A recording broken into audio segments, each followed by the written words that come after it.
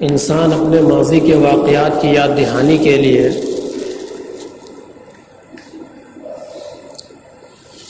اور تاریخی واقعات کے تسلسل کو سمجھنے کے لیے جس چیز کا سہارا لیتا ہے اسی کو عام زبان میں تاریخ اور کیلنڈر کہا جاتا ہے۔ اگر یہ تاریخ اور کیلنڈر کا استعمال نہ ہو تو ہماری زندگی کی بہت ساری ضروریات میں ایسا تصادم ہو جائے کہ اس کے علاج کے لیے اور اس کے حل کے لیے تاریخ کے لیے کوئی دوسرا طریقہ آج تک موجود نہیں ہے۔ آپ کو کوئی جلسہ کرنا ہے، کوئی پروگرام کرنا ہے، شادی کی تقریب رکھنی ہے، اب اگر تاریخ ہی نہیں ہے تو اس کی تعین کیسے کی جا سکتی ہے؟ اس لیے تاریخ استعمال کرنا، تاریخ یاد رکھنا یہ انسان کی بنیادی ضرورتوں میں سے ایک ہے۔ اگر تاریخ نہ ہوتی اور تاریخ نگاری نہ کی جاتی تو آج تعمیر و ترقی کے جس دور سے ہم لوگ گزر رہے ہیں اور اپنے پیشروں کے تجربات سے اور ان کے واقعات سے سبق لے کر کے آئیڈیل بنا کر کے ہم آگے کی طرف گامزن ہیں، ایسا ہونا ناممکن ہو جاتا۔ بہرحال تاریخ کی اہمیت پر بہت کچھ کہا جا سکتا ہے، بہت کچھ لکھا جا سکتا ہے۔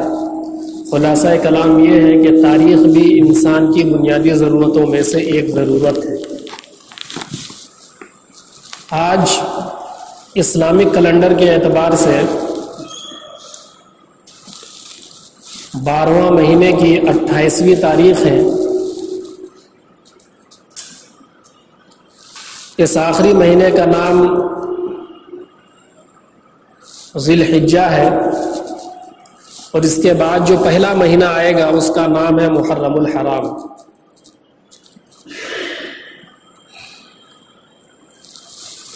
نبی اکرم صلی اللہ علیہ وسلم کی وفات کو 17 سال گزر چکے ہیں اور پہلے خلیفۃ المسلمین حضرت ابو بکر صدیق رضی اللہ تعالی عنہ کے انتقال کے بعد دوسرے خلیفہ حضرت عمر فاروق رضی اللہ تعالی عنہ منتخب ہو چکے ہیں۔ اسی زمانے میں جب اسلام کی فتوحات آگے بڑھی اور اسلام حدود عرب سے نکل کر کے باہر نکلا تو اسلامی سلطنت کا دائرہ بہت دور تک وسیع ہوتا چلا گیا۔ انہی ملکوں میں سے ایک ملک ہے ملک یمن، جہاں پر حضرت عمر فاروق رضی اللہ تعالی عنہ نے حضرت ابو موسیٰ اشعری رضی اللہ تعالی عنہ کو گورنر بنا کر کے بھیجا تھا۔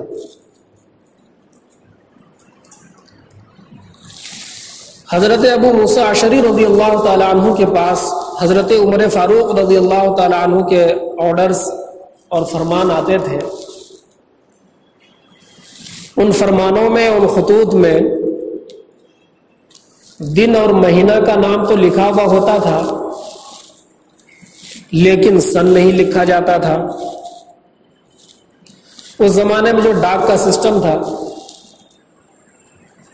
اس میں کبھی ایسا ہوتا کہ بعد کے آرڈر پہلے پہنچ جاتے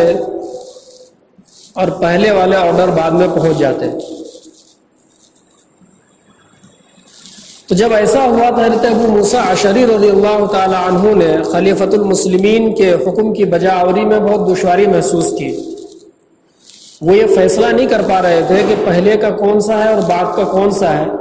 اور کون سا حکم اب نافذ العمل ہے اور کون سا حکم نافذ العمل نہیں ہے۔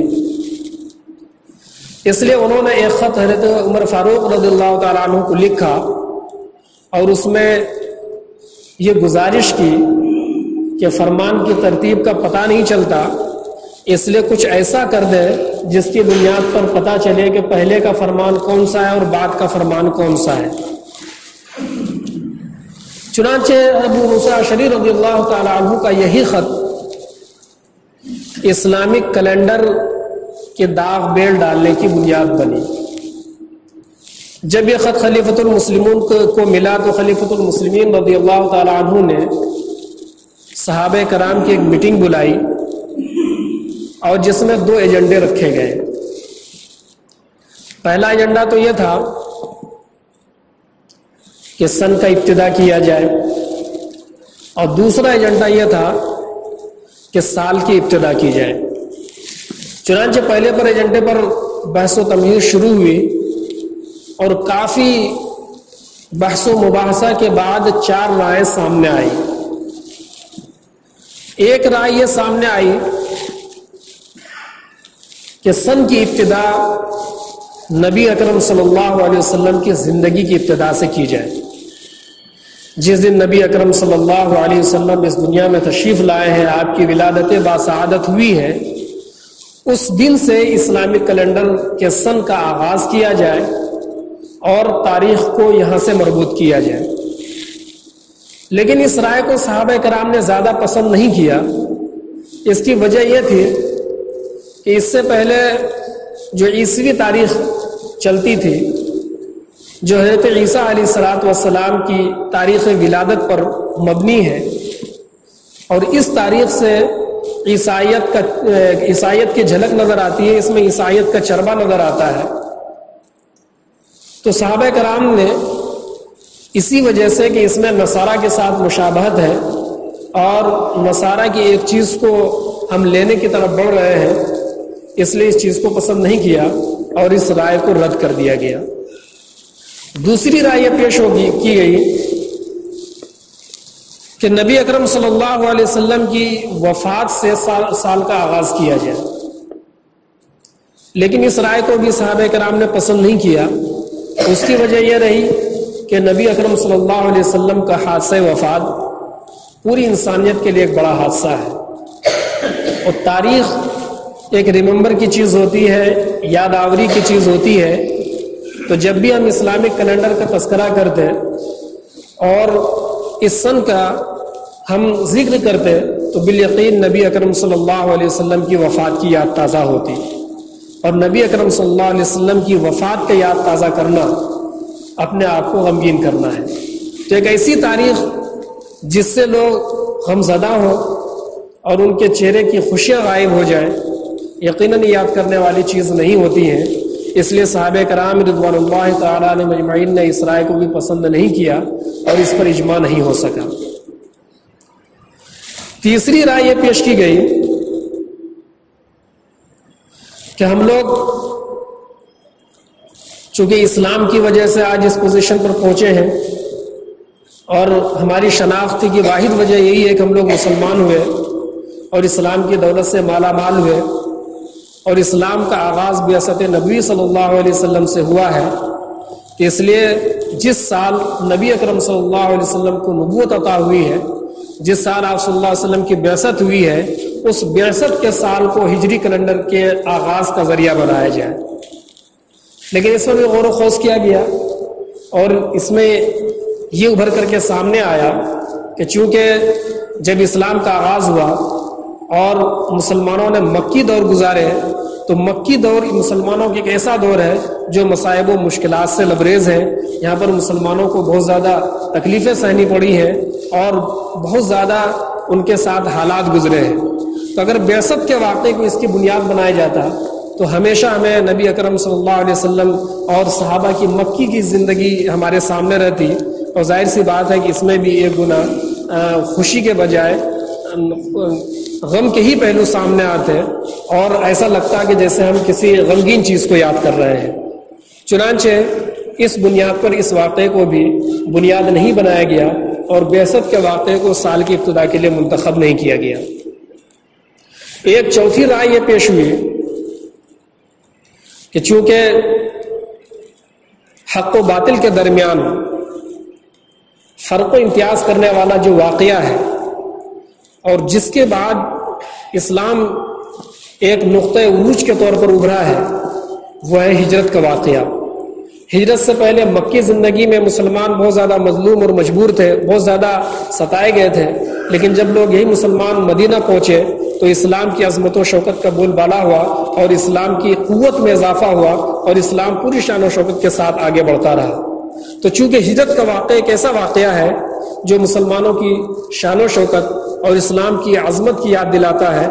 اس لیے سب لوگوں نے اس رائے کو پسند کیا اور یہ طے پایا کہ اسلامی کیلنڈر کا آغاز ہجرت کے سال سے کیا جائے۔ چنانچہ اسی کو نقطۂ آغاز مانتے ہوئے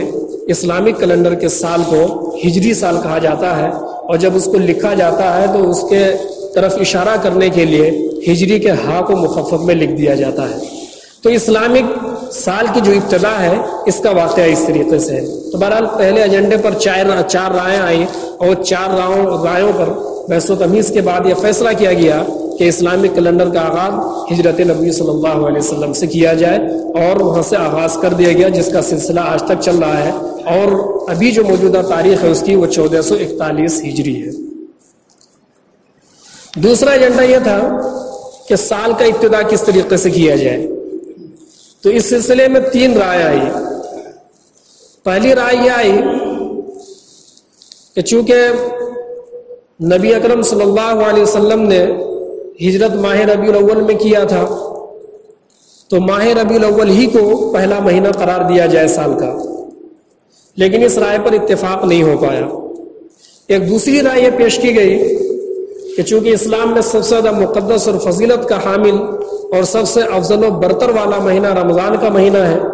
اور اس میں ایک شب قدر کی آتی ہے جس کو 1000 مہینے سے زیادہ افضل قرار دیا گیا ہے، تو اس کی عظمت کی بنیاد پر سال کی ابتدا رمضان سے کی جائے۔ لیکن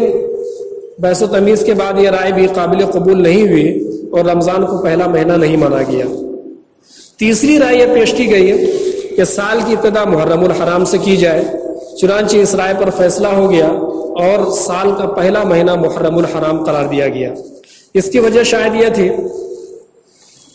کہ حج کے موقع پر جب انصار صحابہ رضوان اللہ تعالیٰ علیہم اجمعین نے نبی اکرم صلی اللہ علیہ وسلم پر کے ہاتھ پر بیعت کیے تھے، تو نبی اکرم صلی اللہ علیہ وسلم نے انہی حج کے ایام میں جو ذی الحجہ کے آخری دن تھے، جب انصار نبی اکرم صلی اللہ علیہ وسلم سے بیعت کر کے واپس لوٹ رہے تھے، اسی موقع پر نبی اکرم صلی اللہ علیہ وسلم نے ہجرت کا ارادہ فرمایا تھا، اور ہجرت کا ارادہ فرمانے کے بعد نبی اکرم صلی اللہ علیہ وسلم نے صحابہ کرام کو اجازت دے دی تھی کہ وہ ہجرت کریں، اور خود خدا تعالیٰ کے حکم کے منتظر تھے کہ اگر اللہ تعالیٰ کا حکم آئے گا تو میں بھی ہجرت کروں گا۔ تو چونکہ یہ ذی الحجہ کے اخیر میں اور محرم الحرام کے ابتدائی مہینے میں پیش آیا تھا، اس لیے سب لوگوں نے اس رائے پر اتفاق کیا اور نبی اکرم صلی اللہ علیہ وسلم کے ارادہ ہجرت پر اس کی بنا رکھتے ہوئے سال کا پہلا مہینہ محرم الحرام قرار دیا گیا۔ اور زمانے جاہلیت سے جو سال کے مہینے کی ترتیب چل رہی تھی اس میں بھی پہلا مہینہ محرم الحرام ہی کا تھا، اس بنیاد پر بھی محرم الحرام کو بھی پہلا مہینہ مقرر کیا گیا۔ تو یہ 2 ایجنڈے اس میٹنگ میں تھے، اور دونوں پر یہ طے کیا گیا کہ اسلامی سال کا آغاز کس طریقے سے ہو اور اسلامی مہینے کا آغاز کس طریقے سے ہو۔ آپ جانتے ہیں کہ تاریخ جو ہے وہ اپنے ماضی کی یاد دلاتی ہے۔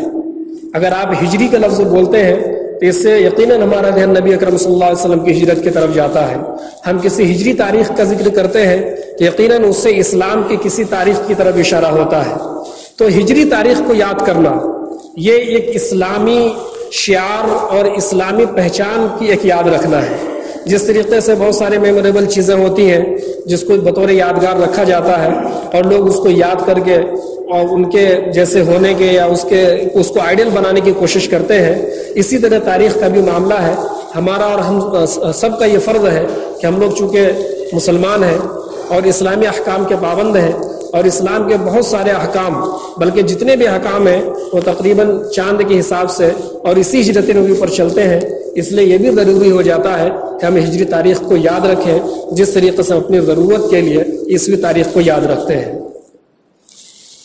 تاریخ جو ہماری ضرورت سے جڑی ہوئی ہے وہ عیسوی تاریخ چونکہ ہماری ضرورت سے زیادہ جڑی ہوئی ہے،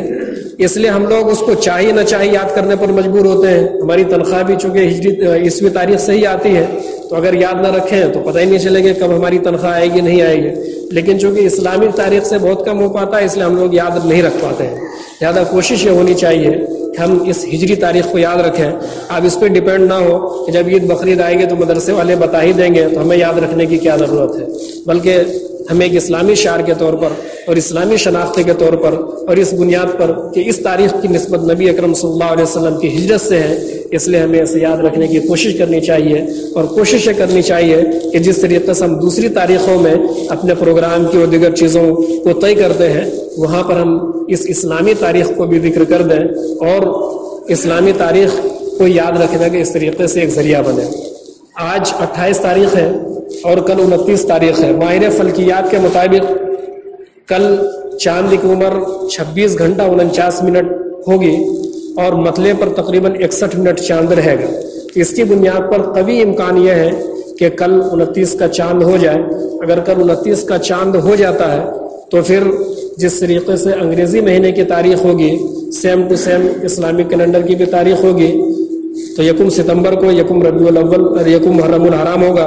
اور اس مہینے میں پورا مہینہ سیم ٹو سیم چلے گا. تو تاریخ کو یاد کرنے کا ایک طریقہ یہ بھی ہے. اللہ تعالیٰ ہمیں اسلامک تاریخ یاد کرنے کی توفیق عطا کرے اور اس کو اپنی زندگی کے معاملات میں عام کرنے کی توفیق دے. وآخر دعوانا الحمدللہ رب العالمین.